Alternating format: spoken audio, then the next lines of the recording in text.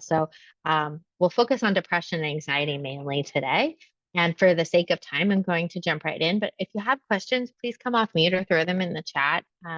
Much more interactive that way. I try to keep this one as not dry as possible, but it tends to be a little dry just because of the subject matter. So we'll see what we can do. All right, so we're going to talk about some considerations for diagnosing in the collaborative care setting, both depression and anxiety, and we'll talk a bit about primary care as well as pediatrics. And then all right, so sorry, there's folks, you guys have the waiting room handled so if folks come in. Okay, perfect, thanks. Okay, so a lot of times we talk about there's pros and cons to diagnosis, right? And depending upon when you came out of grad school, you may have a different opinion. My experience is the newer folks coming out of school today, just because of the change and shift in perspectives and how different the DSM is taught.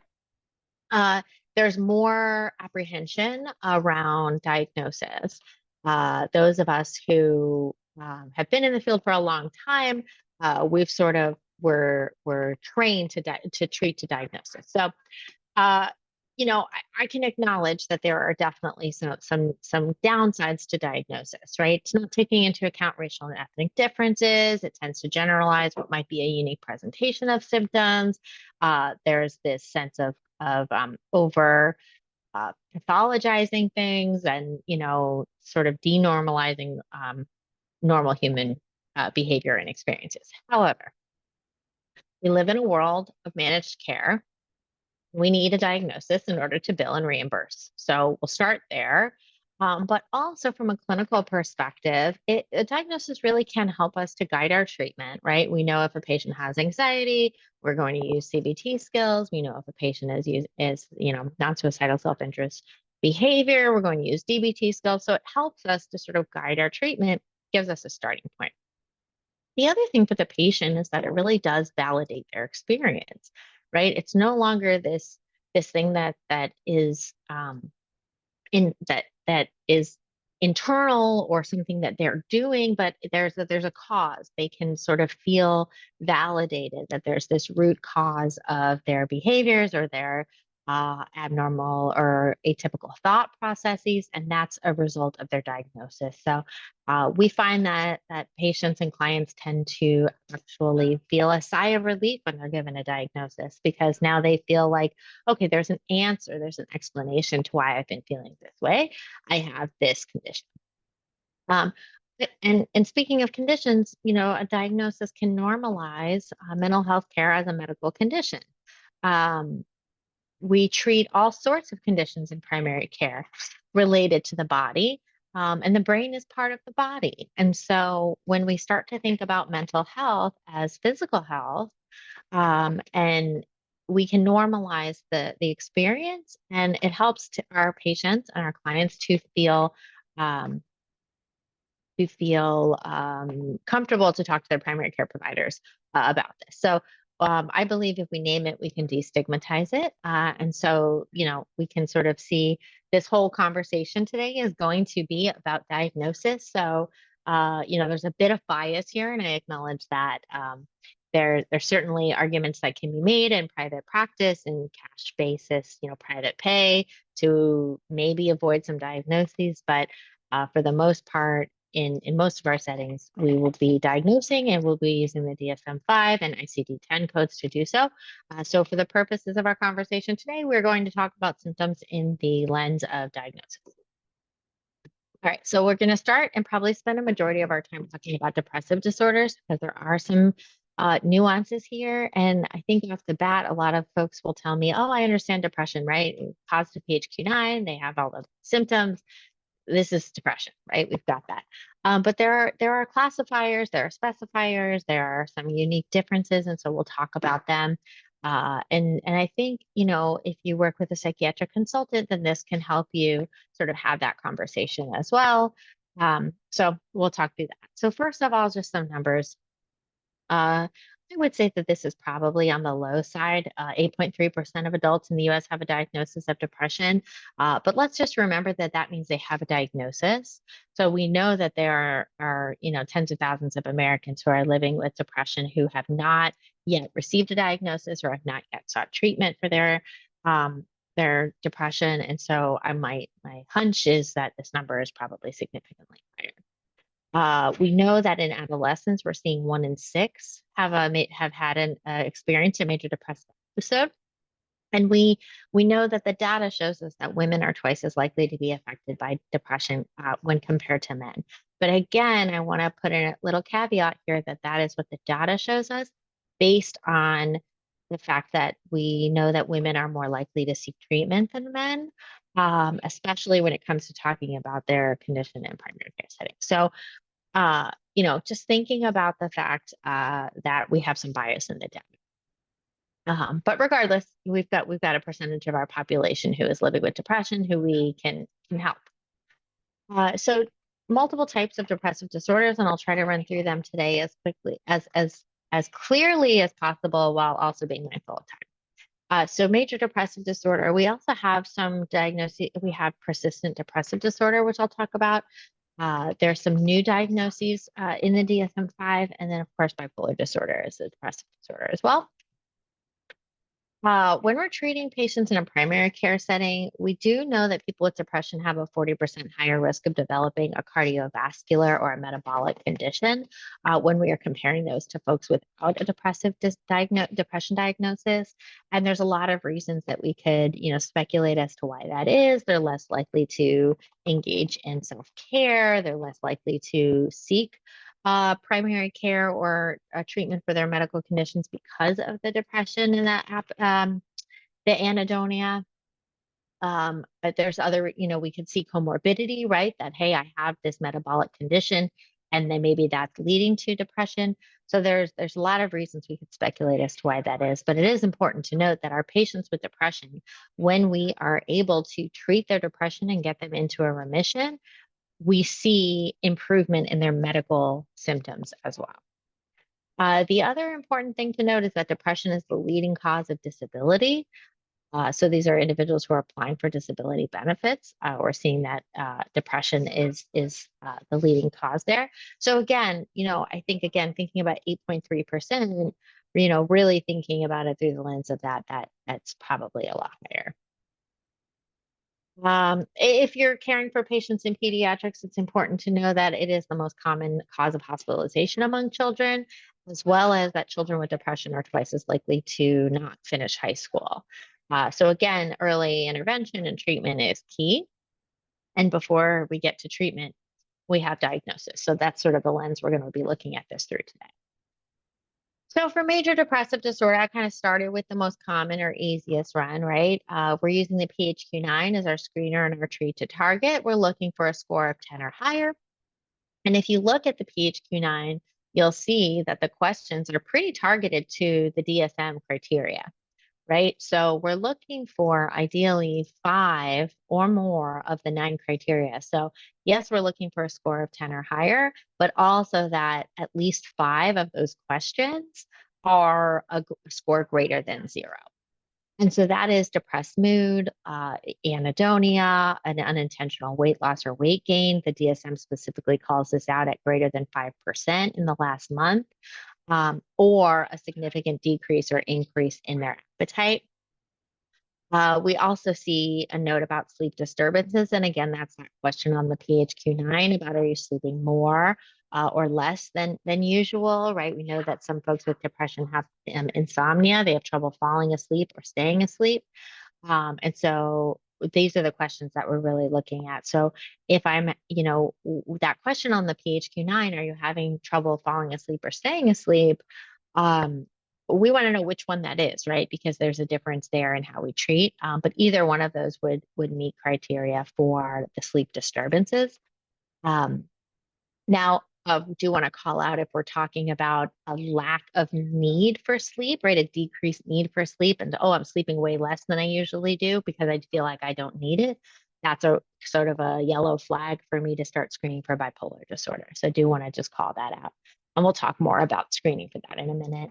Psychomotor changes is in the DSM observable by others. So that's that feeling fidgety or restless, and that others have noticed that you're moving slower than usual or moving faster than usual. Um, and again, moving faster than usual, we're going to kind of dig a little bit deeper into that, right? If it's fidgety or restlessness, there's a anxious specifier for depression, which we'll talk about.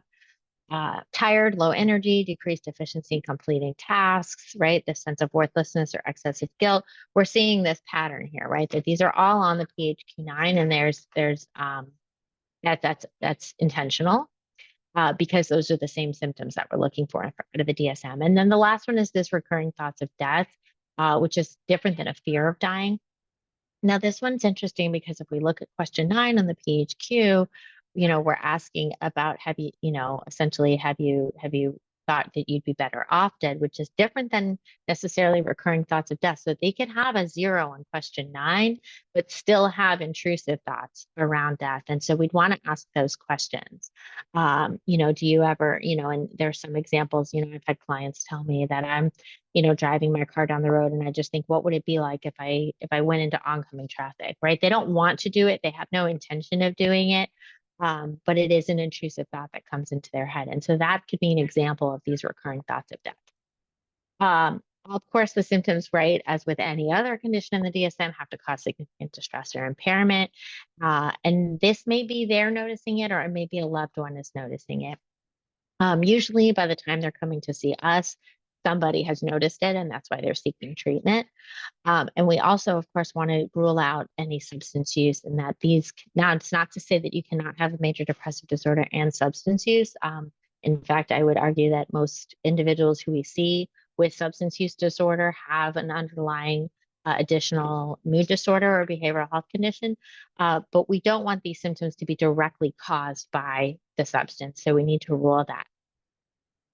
And then has never had a manic episode ever in their life. So we do want to screen for history of mania, not just what's presently happening in front of us today, because we know, first of all, that people with bipolar disorder or people with a history of mania and depression tend to not seek treatment for their mania because of the natural euphoria that comes with a mania. When you talk to most folks who live with bipolar disorder, they'll tell you that they enjoy those manic episodes when they're in them. And so they're not necessarily seeking treatment for them unless it's causing significant distress in their interpersonal relationship. So for the most part, we'll have individuals coming for treatment for depression who may have had a manic episode in the past. And if we haven't asked those questions and we don't know that, then we would incorrectly be diagnosing major depressive disorder when really what we are seeing is a depressive episode as a result of bipolar disorder. And so there are some specific questions that we would ask, and I'll call those out. But it's very important to get that history, because if the provider is planning to prescribe medication, if we have a patient who has a history of mania, then that would change the medication that we're prescribing. And sometimes we'll see this where oh no, I've never had never had anything like that before. And we also know that just like every single one of us in this room, we're not always the most truthful with our providers up front until we get to know them and trust them, right? How many times a day do you floss? Oh, twice a day, dentist, I swear, right? And it's probably not accurate. And so just, we know that just as human nature, right? That we're not necessarily 100% truthful with our medical providers. So what we end up sometimes seeing is that we, prescribe an antidepressant, and within 3 days we see a stark change in their mood because we've covered up the depression and outcomes. So we want to try to preempt that by asking those question stems, and we'll talk about that in just a minute. Okay, so some updates to the DSM-5, which this feels outdated at this point, but because I think we're on the TR now, but those of us who grew up when the DSM-4 still need those reminders from time to time. So bereavement is no longer excluded from major depressive disorder and is discussed as actually possibly contributing. So, we used to say that complex grief or prolonged bereavement or even immediate bereavement, right? The recent death of a loved one, you could not diagnose major depressive disorder. And that is no longer the case. So we know now that bereavement can actually bring on a major depressive disorder. We've also added two specifiers, which is mixed features and anxious distress, which I'll talk about in just a second. So, anxious distress specifier is different than a dual diagnosis. So, we can have patients with MDD and GAD. However, oftentimes I tend to see these co-occurring disorder, like dual diagnosis, more often than is probably accurate. And that's because we're seeing some GAD symptoms and calling it GAD. But if there's MDD present, then we really want to talk about the anxious symptoms and find out whether or not they're present outside of the depressive episode. So, for example, when a patient is in a depressive episode, first of all, the anxious symptoms should be present more often than not during the episode. So that could be poor concentration, feeling tense, restless, that feeling of doom, right? Feeling of something bad might happen. I had a client use the term asphyxiating the other day, right? That they were feeling asphyxiated by their anxiety. So they like almost felt like uh, they were being smothered by it. This feeling of loss of control. We do see a high risk of suicidal ideation with this anxious distress because there's this feeling of wanting to stop those feelings of anxiousness. And we can look for visual cues when we're caring for our patients. So if we're caring for a patient with depression, and we're seeing a lot of fidgetiness or hand wringing, right? We see them kind of like go like this when they're talking to us about their depression, or they just can't sit still and there's a lot of moving around in their seat. That those are some signs of anxious distress. And again, we want to sort of call out, right? Like, hey, when you're not feeling this depression, think back to a time when you were not depressed. Did you have anxiety, right? Did you have these feelings of suffocation or these feelings of impending doom? And if the answer is no, then we're probably not looking at a GAD, we're looking at anxious distress. So really, again, it's those the depression is what is primary, but then there's these feelings of impending doom or fidgety, right? That are distressing, but that they're not happening outside of the depressive episode.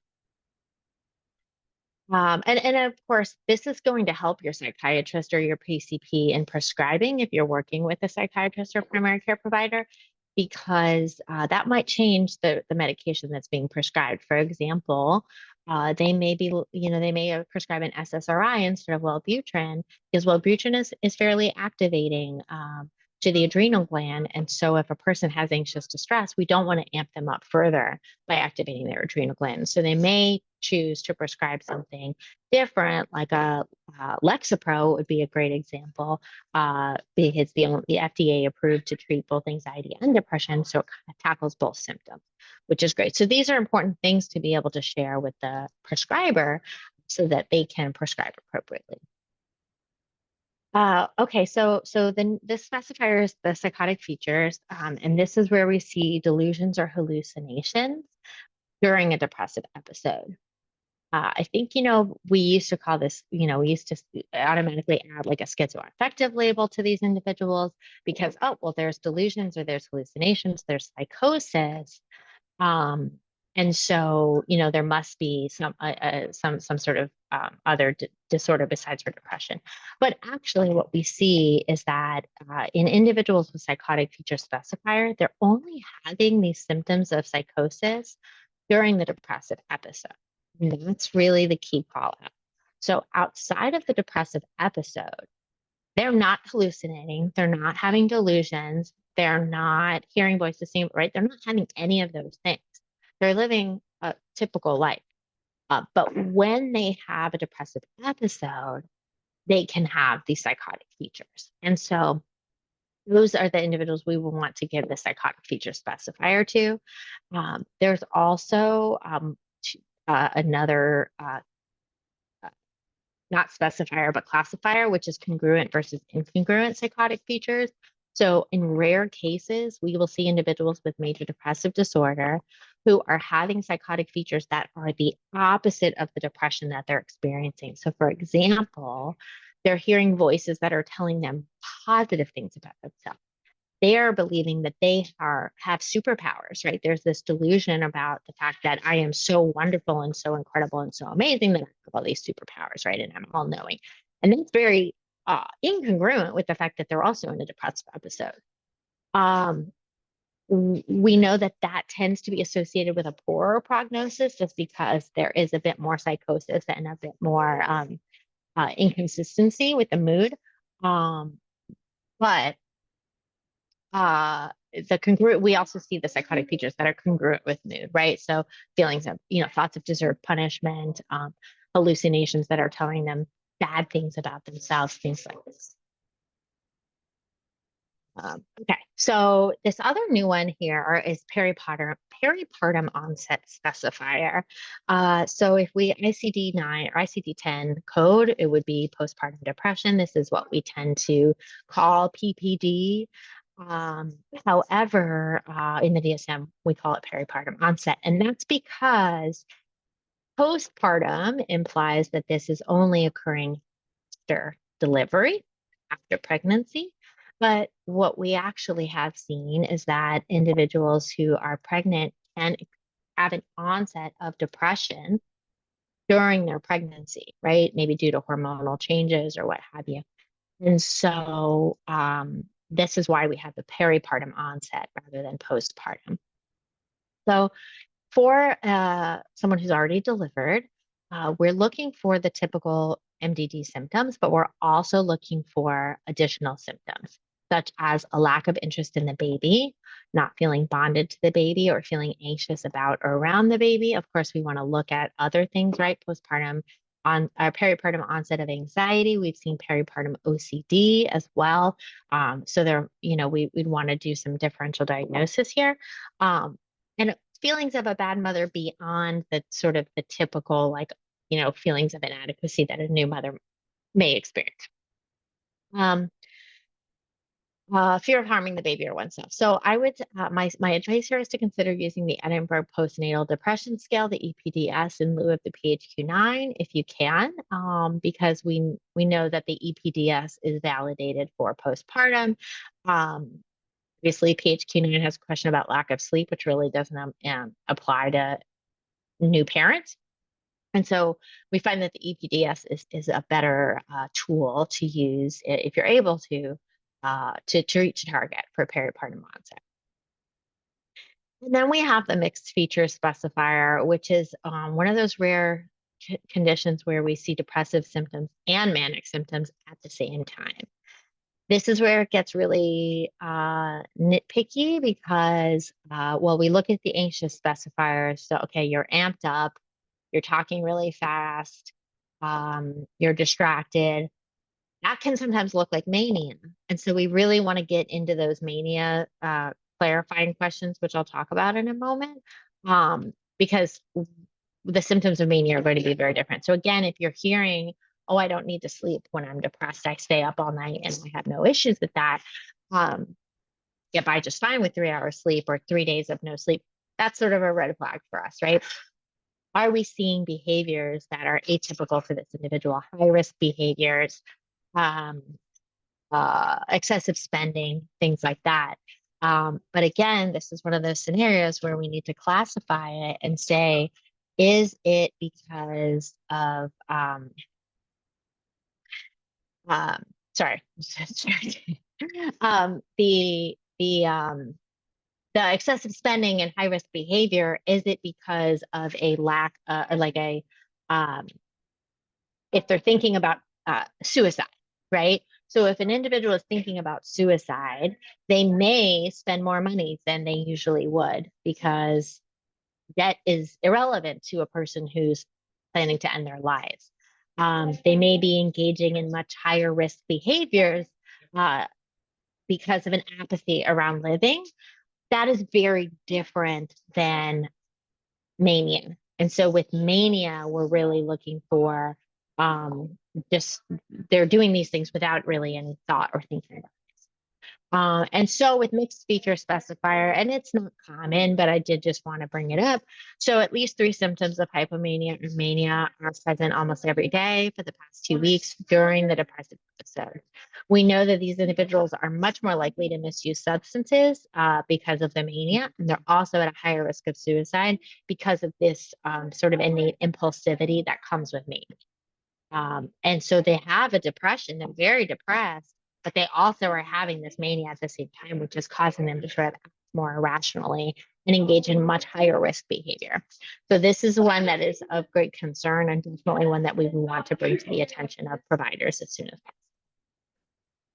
possible. All right, so this slide is really, I probably should move it up to the front, but it's really just to show that there's 3 different sort of pillars that are impacting a person with depression. There's physical, behavioral, and mental.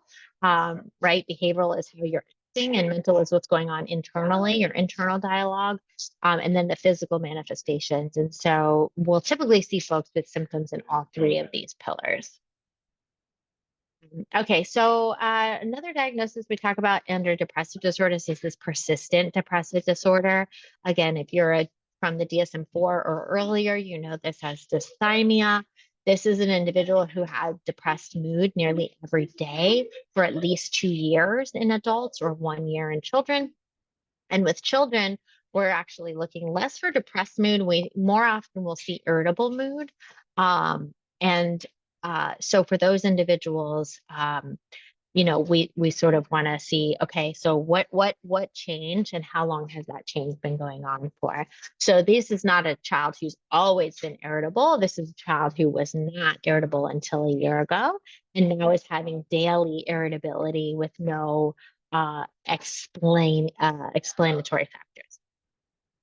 While the individual is depressed, we see 2 or more of the following symptoms. We see either an appetite disturbance, a sleep disturbance, low energy, low self-esteem, trouble concentrating. And the key call out here is that there's never more than a 2-month period of time where they're not experiencing these symptoms during the 2 years. So 22 months out of 24 months, they're having depressive symptoms. If they're having larger gaps than that, then we're probably looking at recurrent major depressive disorder rather than the persistent depressive. And also kind of keep that in mind here, we're really looking for, there's less symptoms here. So we may have a PHQ-9 score that's kind of borderline, right? Like a 9, 10, 11, 12 PHQ-9 score. That's, it's not super alarming score, but that's when I would see that if I see a 9, 10, 11, I ask, okay, how long have you felt this way for? And if they say, oh, as long as I can remember, it's been years, that's telling me that I'm dealing with more of a persistent depressive disorder, and I'm not dealing with a major depressive disorder. Typically. Now, if I see a very high score, 20 or above, then I'm definitely, thinking MDD. Okay. So these are those questions I talked about. So there's some questions I talked about in regards to bipolar disorder, but this is the question stem that I use when I'm helping to sort of differentiate between MDD and I still want to call it dysthymia, persistent depressive disorder. So the question is, have you found that your depression comes and goes in waves, or do you feel like it's been present for years at a time? So it comes and goes in waves is our MDD, recurrent, and the present for years at a time is our persistent depressive disorder. Now, of course, with depression, as I've said multiple times, you figured this was coming. We have got to rule out bipolar disorder as best as we can. And so we, again, becoming easily distracted, as you all see, sometimes that happens, but not due to ADHD. So these folks with bipolar disorder are having this easily distractible personality type that's not always present, but only during the mania. Intense hyperfocus, again, not due to ADHD. So we want to rule that out. And again, does it come in waves or has it always been present? If we're seeing easily distracted and intense hyperfocus that's always been present, and we're not seeing these other symptoms, we're probably maybe looking at some type of ADHD or other attention deficit. But if we're seeing them only during these these periods of time with inflated self-esteem, racing thoughts, and the big one is this decreased need for sleep. I mean, I'm talking, I've treated patients who maybe slept 3 hours, every 3 days, and didn't seem to impact them at all. I mean, I could see how it impacted them because their main manic symptoms were elevated due to lack of sleep. We could sometimes even see psychosis after a prolonged period without sleep, but they don't feel impacted by sleep. So we wrote here, consider the City 3 STEM questions, and those are what I'm going to show you here. So the City 3 is an excellent tool for screening out bipolar disorder. Um, it is not, I wouldn't necessarily, use it as a treat to target tool, but it does help us to identify if there is mania or has been a history of mania. And these are the questions that are the STEM questions. And if either of these two questions are yes, then you move on to the full screener. If both of these questions are no, then you can stop there. You most likely do not have an individual with a history of bipolar disorder or history of mania, unless they're not telling you the whole story. And I really like the way that these questions are worded because it's not just like a checkbox of symptoms, but actually gives you the words to use. And it sort of externalizes it because it talks about some people, right? Some people have these periods, like it normalizes it from the get-go. Have you ever found that to be true for you? And so these are the questions in the City 3. And I like to use those again for any patient I see who I'm treating for suspected depression. I will ask these questions across the board universally. And then again, we want to know the manic symptoms happening with the depression or as a separate episode. All right, so this is another kind of interesting diagnosis that I see sometimes overused. So it's premenstrual dysphoric disorder, or PMDD.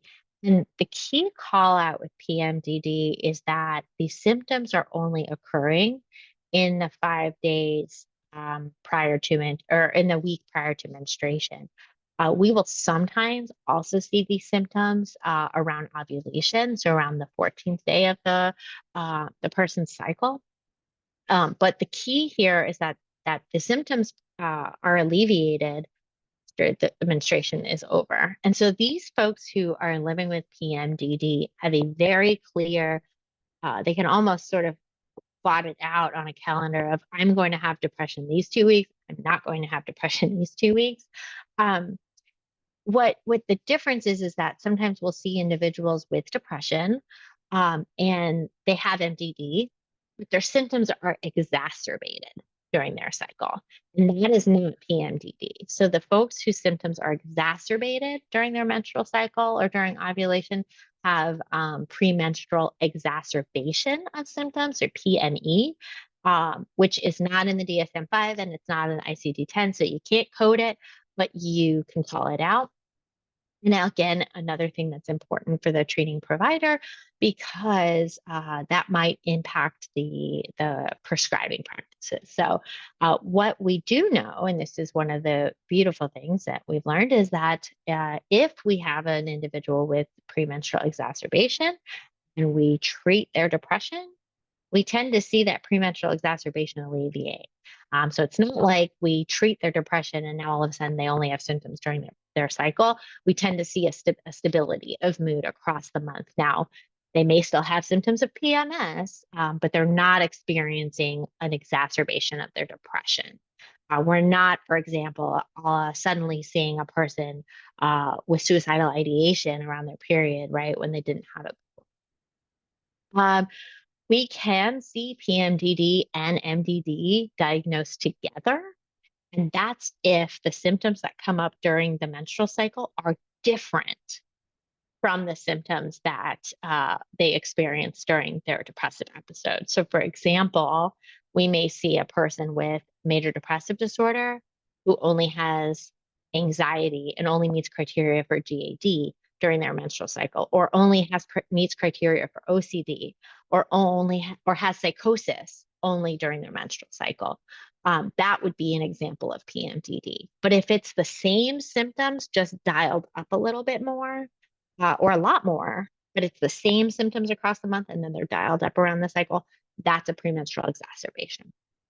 So a little bit of nuance differences there. And there is a requirement that there's also physical symptoms of the menstrual cycle as well, like bloating, weight gain, joint muscle pain, tenderness, that sort of thing. And of course, as with all of the conditions, they must cause significant stress or interfere with their ability to function. All right, and then this last one is DMDD, the disruptive mood dysregulation disorder in children. It's severe temper outbursts, an average of 3 or more times a week. We're seeing this for at least 12 months or longer, and we're usually seeing these symptoms between ages 6 and 10. This is what we used to kind of call, there was a bunch of different labels, right? We had of attachment, we had childhood bipolar disorder, right? All these kind of other diagnoses in the DSM-4 and prior that we're now calling disruptive mood dysregulation disorder. So this is a bit different from a conduct disorder and different from an ODD. And I will be the first person to say I'm not an expert on DMDD, so I'll just kind of leave it at that. But definitely seek out, if you're working with young children between the ages of 6 to 10, and you suspect DMDD, I would consult a psychiatrist. I'm going to pause there for a second because I want to be conscious of time and also the fact that I've been talking for the last 40 minutes, and see if anybody has any questions about anything we covered in depression before I jump into anxiety disorders.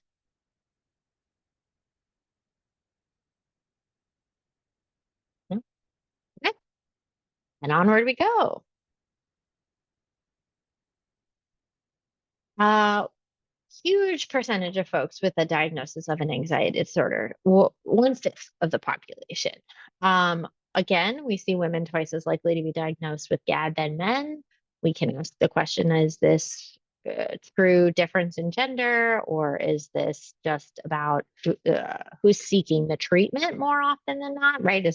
We know there's more stigma associated with men seeking treatment for behavioral health needs. So, take that with sort of a couple of grains of salt.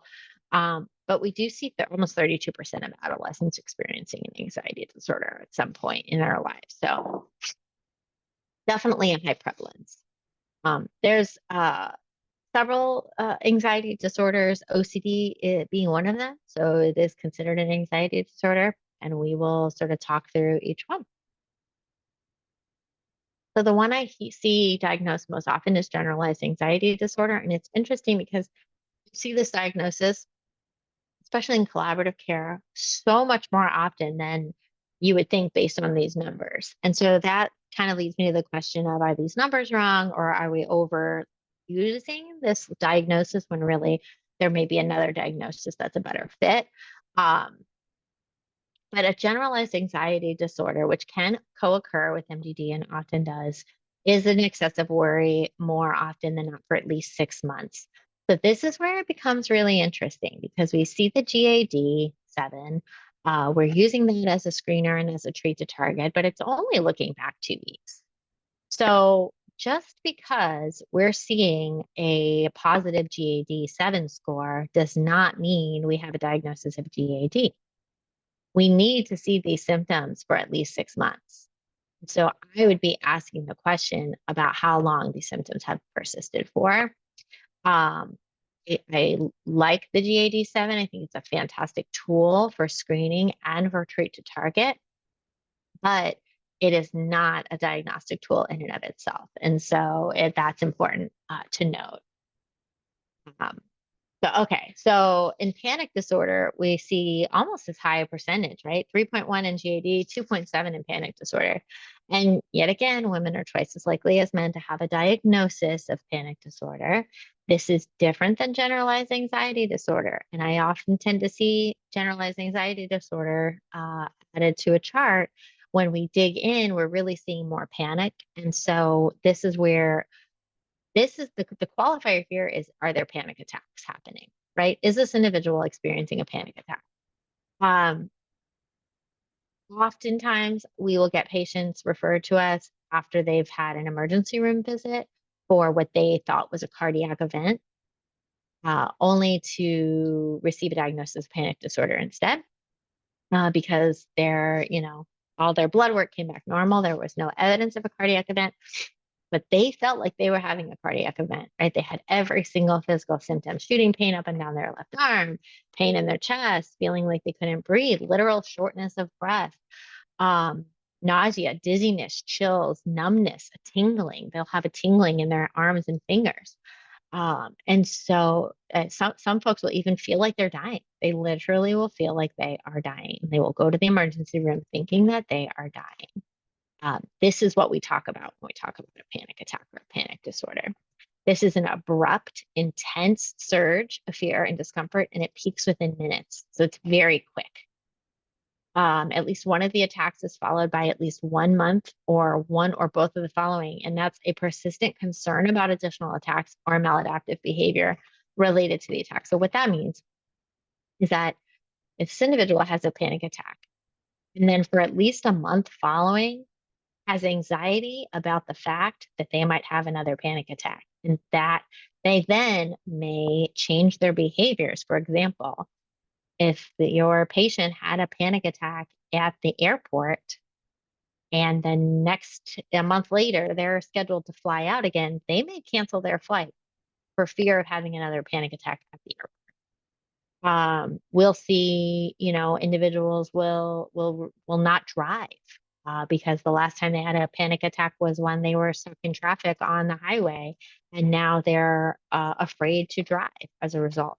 And so we see them actually changing their behavior as a result of this panic attack, or just this ongoing and persistent concern.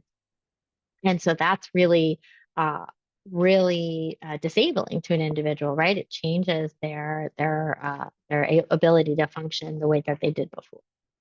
So, the good news is we've got some great treatments for panic disorder, but it is important to call it out that it is different than a generalized anxiety disorder, which is this persistent fear of, something bad might happen, or this difficulty sleeping, things like that. This is actually panic disorder must have the recurrent and unexpected attacks associated with it.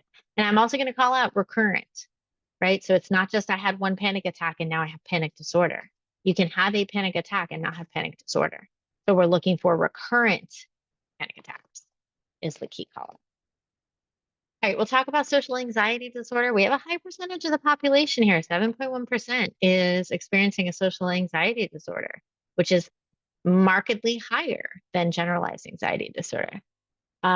We see this is equally common among men and women. We don't see any gender disparity or differences here. And the average age of onset is in the early adolescence. Fear and anxiety about social scenarios.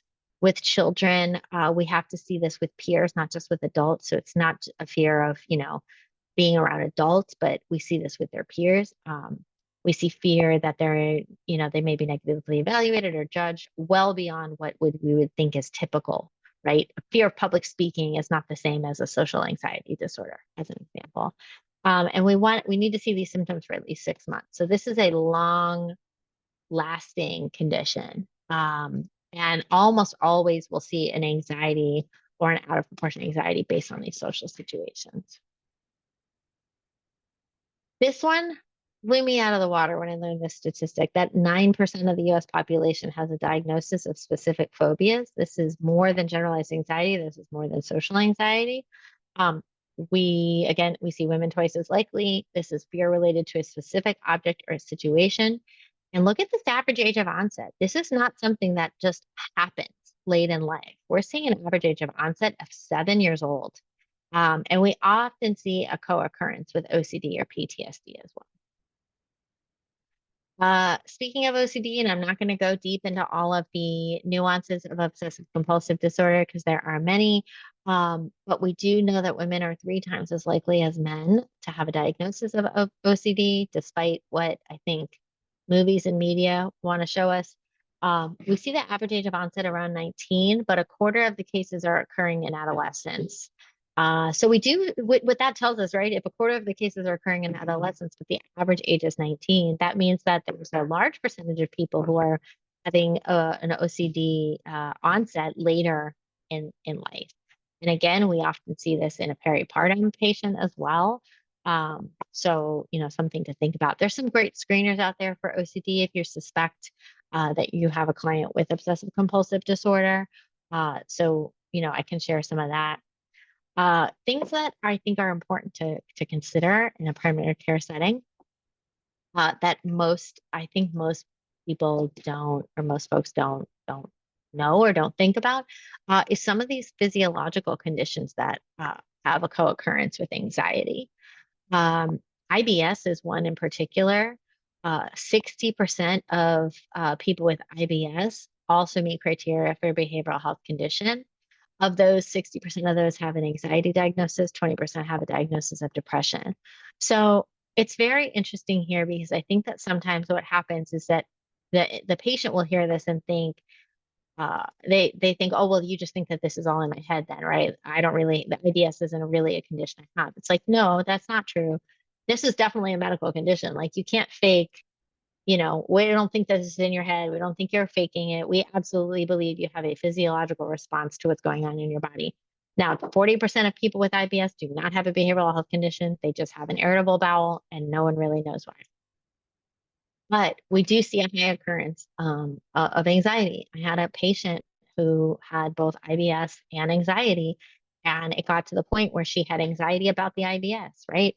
I don't leave my house because I'm afraid that I won't have time to get to a bathroom.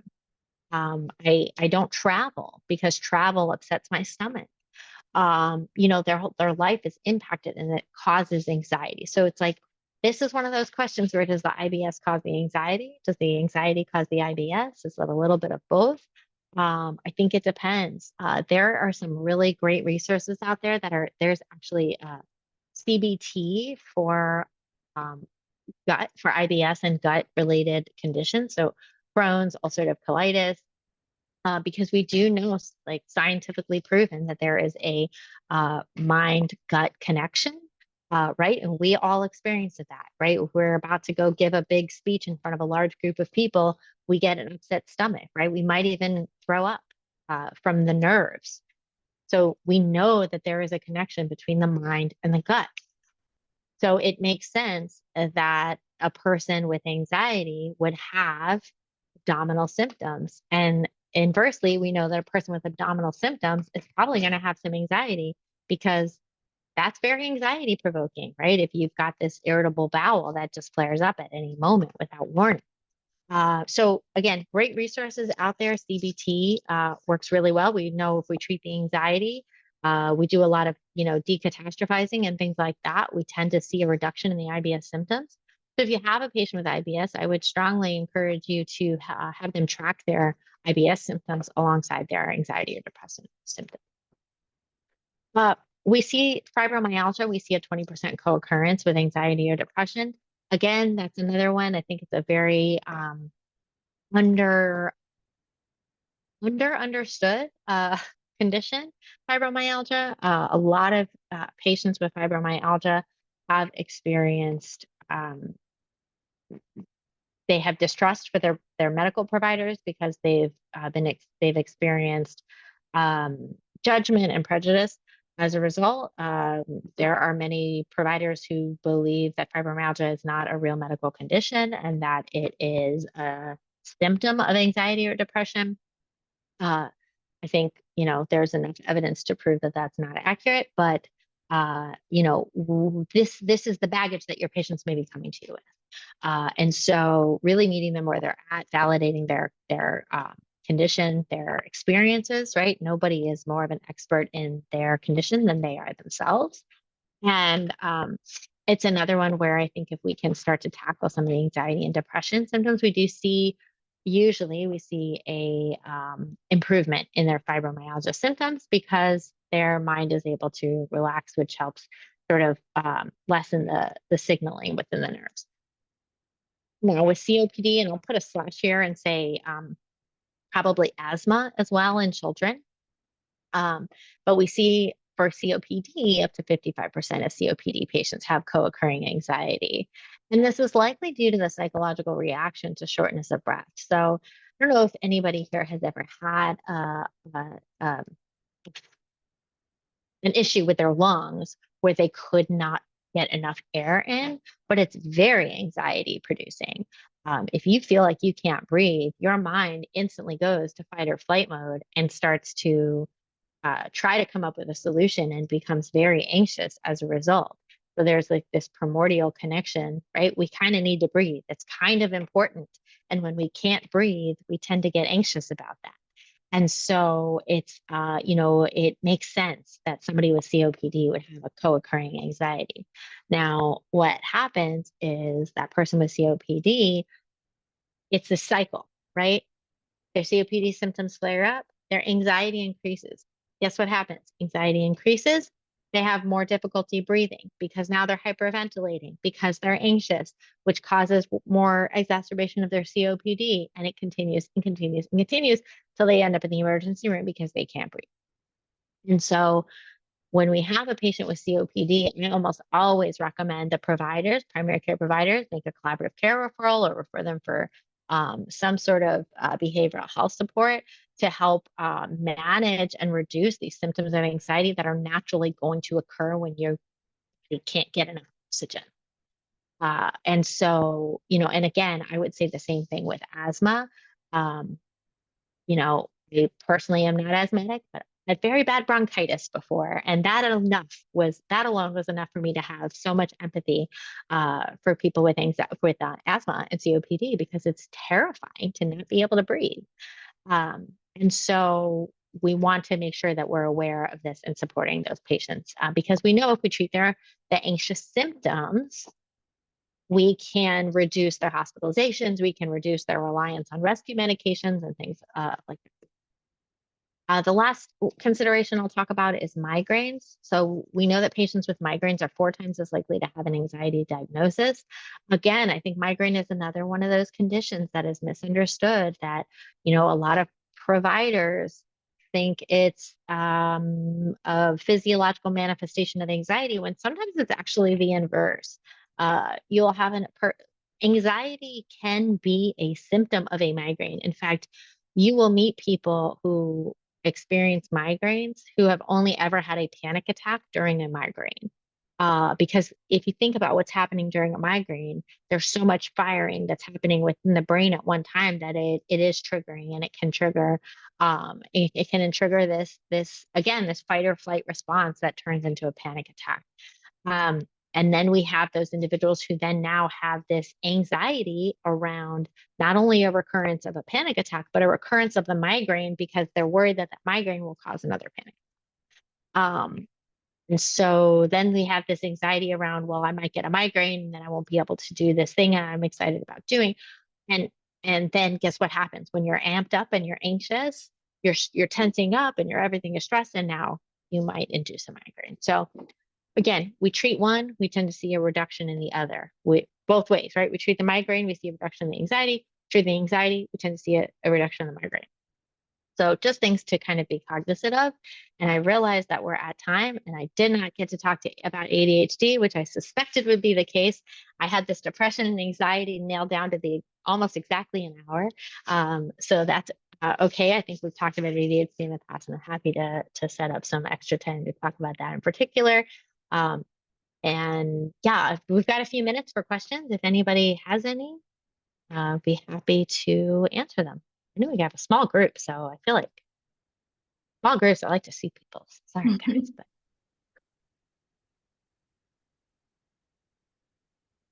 Any questions? Sarah, Rebecca, Katie?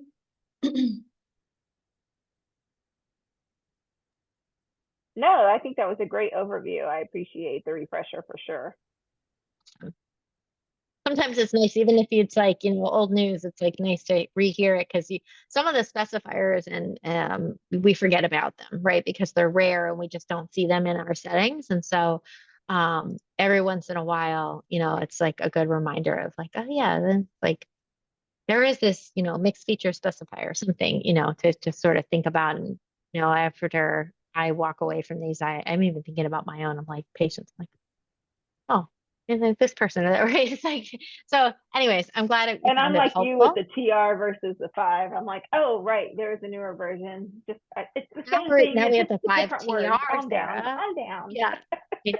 I know. It's so, I'm like, well, it's like, like I'll never stop saying NOS. Like I just, it's Right. anxiety NOS. Unspecified. Okay. So yes, those pre DSM-5 or post DSM-5 folks, Mhm. NOS was not otherwise specified. So it was anxiety not otherwise specified. And now it's anxiety unspecified. It's like, I don't know why we had to change it, but okay. We needed to justify putting a new book out and charging everybody $175 to buy it. All right, I think we're good then. If you all don't have any Well, other questions. so, all right. Well, thanks so much. And let me know if I can support in any way Yeah, if you in the can think of future. any questions after, shoot me an email and I'm happy to forward that to Tej and have you connected to her as well. All Okay. right. Thanks, All right, everyone. thanks I'll sign off now. everyone. Bye. Bye.